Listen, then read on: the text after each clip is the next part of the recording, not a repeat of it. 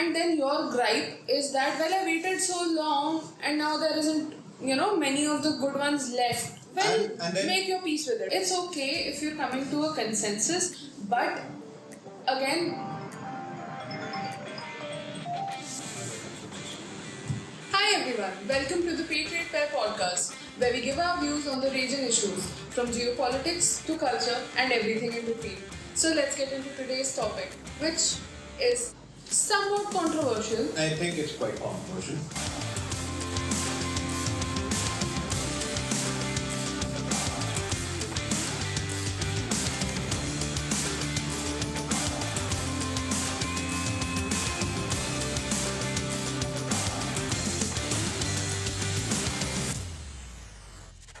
Family and marriage crisis in India. Why exactly this is a very important and difficult topic to talk about? I want to make the topic a little broader. Instead of just family and marriage crisis in India, I want to talk about family and marriage crisis. Well, family and marriage crisis. We've basically been seeing for a really long time now, and it has become a global trend. There's a drop in marriages all over. There's a huge number of marriages falling through. Divorce rates are increasing. Very much so. It could be argued that it did start during COVID times. That really took a big peak in the whole stat. The issue with marriages as a whole and why so many divorces are happening. Obviously, there are situations where people are just not compatible. There are some issues that can't be worked through per se. I am not talking about those situations. We are not talking about those situations exactly. But what it comes down to is why the image of this institution has been The sacred warped. institution of marriage. It is so warped, and it is leading to so many people being apprehensive to get married and, well, a whole bunch of issues. Thing is, everything related that we can cover in this episode relating to the family and marriage crisis, we will attempt to cover all of those issues. It's both the people have had similar experiences, the lens takes a bit of a bilateral view in that angle.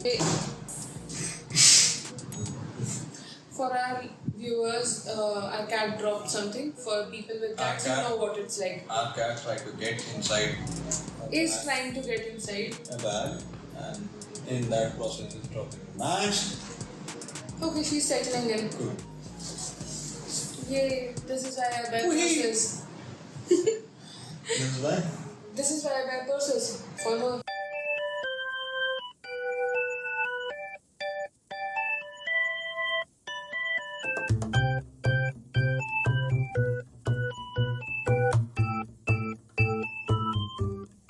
The spouses didn't really work together, and they did keep on saying that they're staying together for the children, but they never really did it for the children. If you're taking your resentment out on children, then you're not staying for them. If you have to tell your children that you're sacrificing for them, you're not sacrificing for them. So That will basically, get into another topic, but that has skewed the perspective of both men and women in the current generation against the institution of marriage. because basically what I feel what they have done is they've taken the blame out of the person and put it towards the whole institution yes. itself. It's like every family has the token drunk guy, and the whole family goes on blaming alcohol instead of deciding the guy is probably problematic. The drink gets blamed. And in a similar fashion, I have seen that a lot of young girls and guys who have been subjected to failed or mid-failure marriages, Where they come from broken families, or again families just that problematic setups in the family front, they end up taking the blame out of the wrong things that their parents might have done, and instead go targeting the institution of marriage and going along the line of thought where they're like, I just won't get married, that's the problem.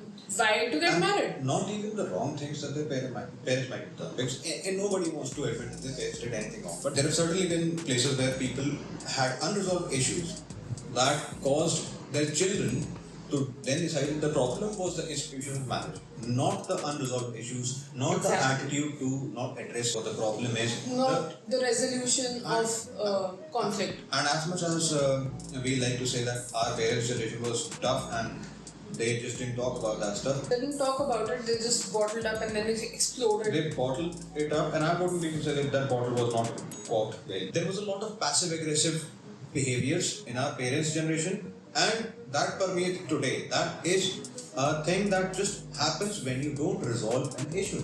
Exactly, and that's, I won't say there was something wrong with them. If you do that, well, obviously you're Because gonna it's still in the explode. back of your mind. Exactly. If you're not dealing with it, or if you're not, Either you make a peace with something, right? Or you come out right and say it. but making peace with something also requires acknowledging the problem in the first place. I know so many parents who will constantly bicker about their spouse to their kids, meanwhile not resolving anything between themselves. Which is a big no-no, obviously. Don't take your fights to your kids, just a PSA. Don't take your fights anywhere else. If your fight is with A, stay with A. Don't take it to B. By that I mean not just with kids. Don't talk about your marital problems outside with your friends. That is conventional wisdom, sure. What people take away from that, that's another thing. What people take away from the conventional wisdom of ghar ki baat ghar mein rakho, or don't air your dirty laundry. What people take from that is a skewed perspective of just don't talk about something. That doesn't mean Yeah, that's their whole idea is basically suffer in silence. suffer in silence. Don't even talk about something you didn't like to the person you have an issue with. Right? then For you example, just- let's just assume this. I like this market. Let's say you don't like this market. You never tell me. How would I ever figure it out? And I just keep, buzzing around the whole house, Yes.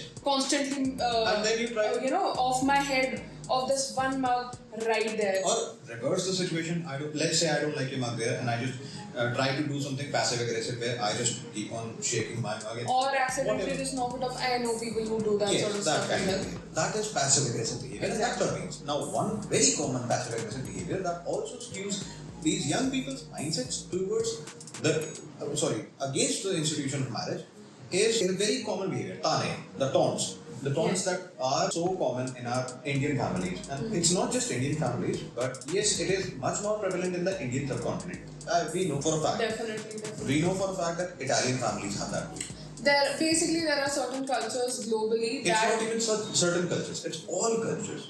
No, I'm saying they have a modicum of that. I'm saying there are certain cultures that have too much of that Yes. as a cultural thing. That's a cultural thing. And it's not a cultural thing, but they made it a cultural Yes, which in itself is problematic. thing. So, Yeah. this taunting behavior also causes. See, people think children are too young, they won't understand this, they will have more maturity and then they'll understand and learn and grow. But you never teach your children. So when the mother-in-law taunts her daughter-in-law, Or the other way around. and there is taunts going around and you thinking the kid is not picking up anything, the kid is actually picking up Exactly. those vibes, those For so words, many vibes. of the grandparents who are all about, we care so much about our grandkids. Well, Traditional family values. yeah. Well, if you care about your grandkid, don't go and mess up the lives of your kids and your daughter or son-in-law. That is one big factor that causes people. Now, we're still talking about the underlying cause of their skewed perspectives. We will get to the skewed perspective. But this is the sort of experiences that kids see since they're kids, literally, and build their perception constantly of, if you get married, you'll have a mother-in-law or a father-in-law of that sort, and then they're gonna try and mess in your family. That's They're the gonna common perspective. Yeah, That you're gonna have. It's just a common perspective that mother-in-laws are gonna do this, father-in-laws are gonna do that. It's just a common perspective. Yeah, or a spouse is gonna behave a certain way. Stuff like And that. they're going to side with this or that. But Yeah. point is, number one, have your fights with your spouse, not with your children. That causes them to have these perspectives. Guys have their own perspectives and so do girls, but there are so many common elements in the middle which we'll come to later. As the guy at this table, what do you feel? This happens quite commonly. Is that a word, commonly? Yes. Why did I forget? I'm keeping this in, Yeah. This book. No. So a lot of guys have this perspective that they need to have a certain level of income. The problem essentially stems from the forever degree chasing people and the forever government job chasing people. Basically, if you're not taking active steps for achieving gainful employment, Yes. well, you're gonna keep pushing that timeline behind, and then there are so many people who reach their 30s and they're like, we're just not finding anyone we There's like. another problem with that. Resentment involved in that particular aspect, because let's say they're preparing for a job that would get them 100 degrees, but they don't qualify for that and they have to settle for 30 or 40 degrees. There also comes the issue of arranged marriage in India, because based on your monetary value, Doubloon gaining facilities. based on your monetary value, you will be judged, and that's the kind of you're going to find a spouse in a similar class or lower. Basically, the simple point is, if you're not actively working towards actually gaining some gainful employment status, all you are doing is seeking, well, let's say a government job which is not very easy to come by, and then your gripe is that, well, I waited so long and now there isn't, many of the good ones left. Well, And then, make your peace with it. And then whatever's left, you also then ascribe the guys, and by that I mean a lot of the guys also ascribe that their value to them itself is inflated, or to them they should be also entitled to a better spouse, because not only do they have a gainful employment, they also count their struggle of getting that gainful employment. Exactly. That does not count. The other person you just met is not going to see the struggle. I feel like it's something you got to come to terms with your own self. You got to have that self-respect, and you got to have that acknowledgement of the effort you have put in. Don't go seeking validation Outside. from someone else, least of all someone you are marrying based off of, well, whatever. Don't go seeking validation elsewhere. That's not a good thing to do. Overall, don't start off your marriage on that foot. I would just say don't start off, and it's not just about marriage also, it's about a relationship. Don't start your relationship based on, I have this, or this is how much I earn. That's not the basis for a relationship. Yeah. If you can't be friends with your spouse, I don't think you can really be spouses. A friendly relationship, in a friend's relationship, friends have much less responsibility. It is much more fun. It is much more laid back. It's much more laid back, it's much more fun, it's much less responsibility in a friendly relationship than in a marriage. Also, even in a relationship, even in a romantic relationship. Most of the guys are basically delaying getting married because they just don't have that good a job or earning source. Earning source or job or whatever. Yeah. Another thing is that a lot of guys see marriage as a ball and chain scenario. The WhatsApp University has only bolstered this stuff. Actually, even before there was WhatsApp University, there were so many, popular Indian stand-up comedy shows, which, well, the baseline of every single spouse-based joke was, I'm a husband and my wife has made my life so difficult, or I'm a wife and look how annoying my husband and he's always philandering.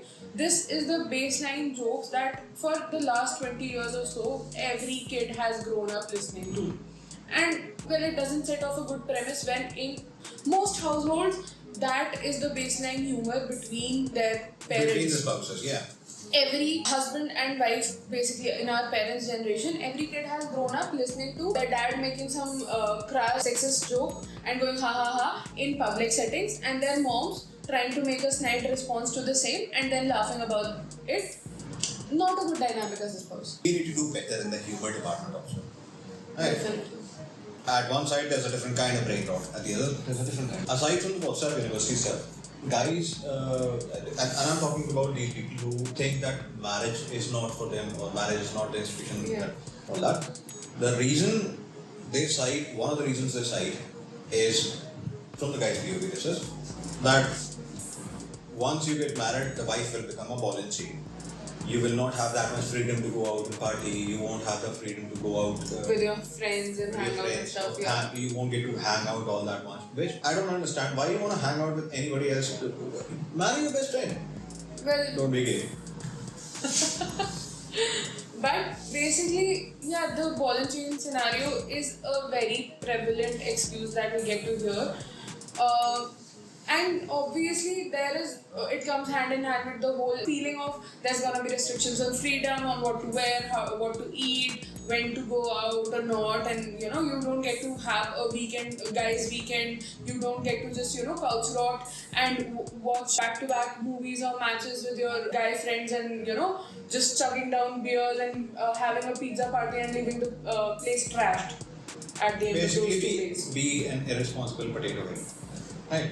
Essentially, yeah. So they don't get to be an irresponsible potato head wearing the same socks for the week. That's the guy's POV, I guess. I don't understand why. Well, that's Okay, again, we're getting into different territory here. yeah. Another thing that's cited in these circles, by guys specifically, is there's no point of marriage. The gain, and by the way, to them, there is one major short-term gain or long-term gain that they get from marriage, right? There's one major benefit of marriage, and in today's culture, with women's freedom today, and That's the sort of freedom I'd say is wrong for either party. yeah, and their argument is, I can get some strange anywhere, right? Which apparently is better. For a second, I can understand a non-married guy.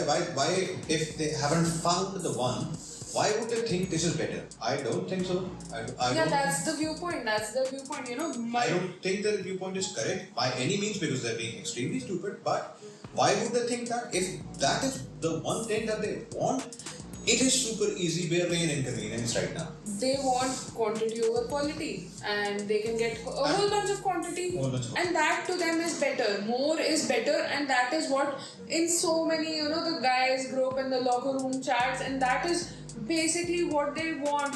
How many what's the body count? Yeah, which the body count thing, I mean, today's technology and today's culture doesn't help in that. With the right side, left side Yep. stuff, and with all the dating apps there.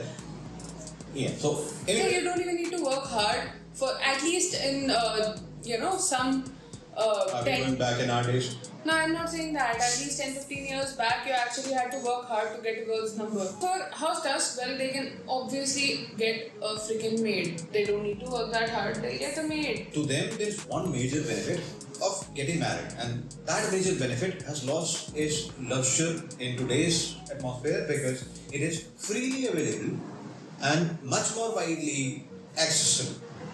I don't want to get too much into that, but It's pretty obvious. that is one argument that is given. So these are the issues as per the POV of the guys who don't want to get married, and these are the reasons generally cited. The major reason still comes down to I don't have a good enough job and I don't have a good enough salary to support that. And problem is, another reason that's cited, the one big reason related to that is the economy. Right, there's just not good enough conditions and there's not good enough people at this level of employment, at this level of income. I won't find anybody good enough. Yeah, that's one thing specific to guys. That is an issue. That is an issue. Now, what are girls' issues regarding that? Well, one of the most raising issues is too many girls have seen their moms and their grandmothers go through a certain type of oppressive lifestyle and have been constantly egged on since their childhood by their moms or grandmothers in not the most loving relationships with their husbands to be independent, don't rely on any man, and I have to live this certain lifestyle, I have to do housework, never learn housework, don't be the girl who knows how to do housework because apparently that's oppressive. Most women want to push their daughters towards studying, not learn any housework as a offset for the patriarchal setup where in the overcorrection, because in the older generations they used to make their the male kids absolutely sit around and pretty clean Which and also not do creates, anything. that's just another method of creating a little monster, but again, that will go in the parenting section. Yeah, but no, I'm saying that's what they did in the older generations with their boy kids. With our generation, That's what moms did with both the kids. No one's gonna do any housework, no one's gonna learn any such skill. Just focus on studying, build your own life, get a job, go do that.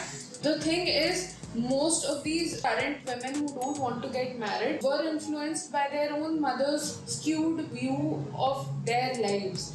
And currently, so many girls have just taken that and run with it, not looking at the actual issue, and that is what I feel is one of the contributing factors to why so many girls don't want to get married.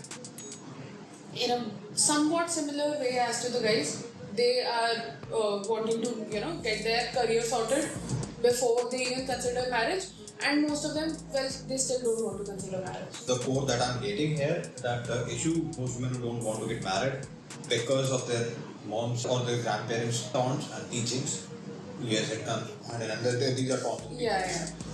Is that because they felt oppressed and because they, according to them, could not do this, could not do that, and yes, in a lot of situations they could not, but they also didn't ever want to fight, they never want to get out of that. They were complacent in not being able to do certain things.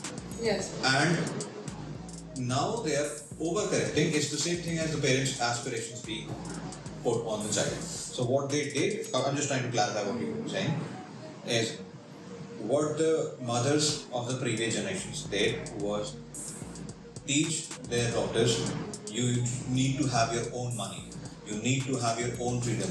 Keep your life separate from that of your spouse even when you get married. And if you do that, it's not really a marriage. It's somewhat Same like advice having, goes for guys. it's somewhat like having a prenup.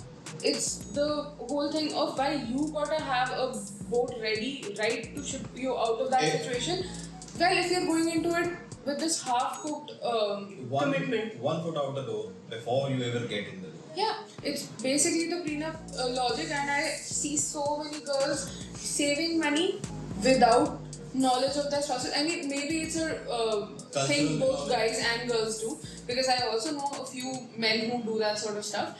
But the separation of finances, having secrets, keep secrets from your spouse. And there's one common thing of parents also do this. Parents do fuel this issue a whole bunch where they say, don't tell it to your husband or don't tell it to your wife. They talk. Try and keep the inner circle of their birth family. And this is my perspective. This is our perspective, I think, right? Where if you tell me anything, assume she already knows.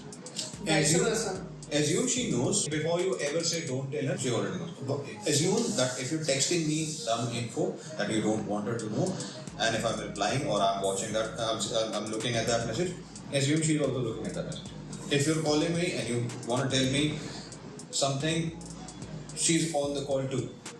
That's just how it works. Another reason why I feel a lot of girls don't want to get married is because they are in a constant fear of restrictions on them. In-laws are going to dictate so much of your life. You don't get to have a one-on-one connection with your spouse. There's always a in-laws factor looming. And so basically, all in all, it boils down to the patriarchal factor that yes, there's a certain system by which families have been run for a really long time. Partly there is an existing structure and partly there is an existing indoctrination of propaganda. Exactly. So at the end it comes to a head and it ends up being such an absolute overcorrection that a lot of girls just don't want to get married as a form of reparations or overcorrection. That word irks me. It's basically an overcorrection of, guys did this, so now I just won't get married to any guy. Which, again, overcorrection. It is the same thing that women don't want. Judging the whole gender based on the actions of your limited perspective. Yes. That's called being that literally means being sexist. And that goes both ways, by the way. That happens Yes, both. it does. It does. Because there are so many guys who, bad breakup and Women then are like like all this. women are bad. And that is a common statement, even in our Bollywood movies, in our social media. That's a common statement. yeah, you have a bad breakup and you're suddenly just blaming the whole gender okay. as a whole. Just To a certain extent, if you're freshly burnt, I get it. but never growing out of it. That's called, I don't even want to call it naivety, it's just immaturity. Yes. But therefore, what are the overall issues? Because there are so many of them that lie on both ends of the spectrum. Both guys and girls have certain issues, but each party The looks at concentric it. circles between the two issues. It's a very beautiful Venn diagram with an For overlap. for those of you who get the reference, I really love Venn diagrams. Yeah. Sometimes 2 circles, maybe 3.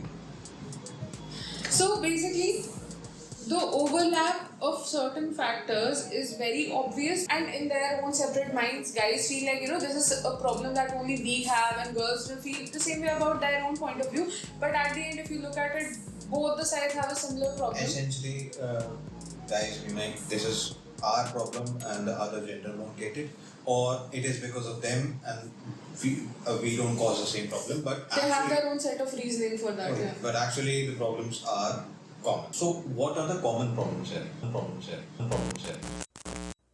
You must be wondering, we're at the end of the video. So when are we going to cover the common problems and hopefully the solutions? We're going to do that in the next video. So stay tuned, like, share and subscribe and tell us your thoughts in the comments.